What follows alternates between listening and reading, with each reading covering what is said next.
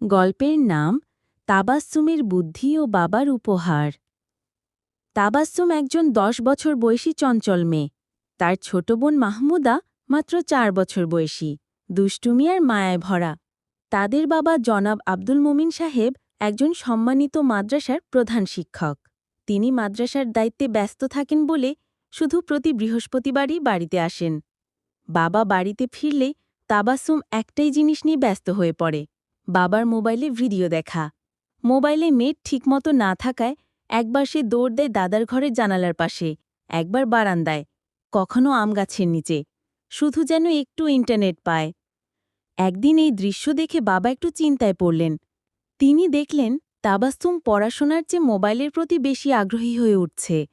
পরের বৃহস্পতিবারে তিনি বাড়ি ফিরে এসে তাবাস্সুমকে ডেকে বললেন, আমার মেয়েটা তো অনেক বুদ্ধিমান, কিন্তু যদি এই বুদ্ধি মোবাইলের পেছনে না লাগিয়ে কুরআন শেখায় লাগাতো, তাহলে আল্লাহ কত খুশি হতেন বলতো। তাবাস্সুম চুপ করে গেল। বাবা মিষ্টি হেসে ব্যাগ থেকে একটা ছোট্ট গিফট বের করলেন, একটা রঙিন খাতা আর নতুন কলম। তুমি যদি প্রতিদিন ১ পৃষ্ঠা কুরআন মুখস্থ করো, ১ পৃষ্ঠা পড়া লেখো, তাহলে আমি নিজেই তোমার জন্য নেটও দিতাম, আর সুন্দর ভিডিওর চেয়েও সুন্দর গল্প শোনাতাম। তাবাস্সুম একটু লজ্জা পেল, তারপর খুশি হয়ে বলল, বাবা, আমি আজ থেকেই শুরু করব, মোবাইলে নয়, এখন থেকে আমি খাতা কলমেই খুশি। সেই দিন থেকে তাবাস্সুম মোবাইল নিয়ে দৌড়াদৌড়ি বন্ধ করল।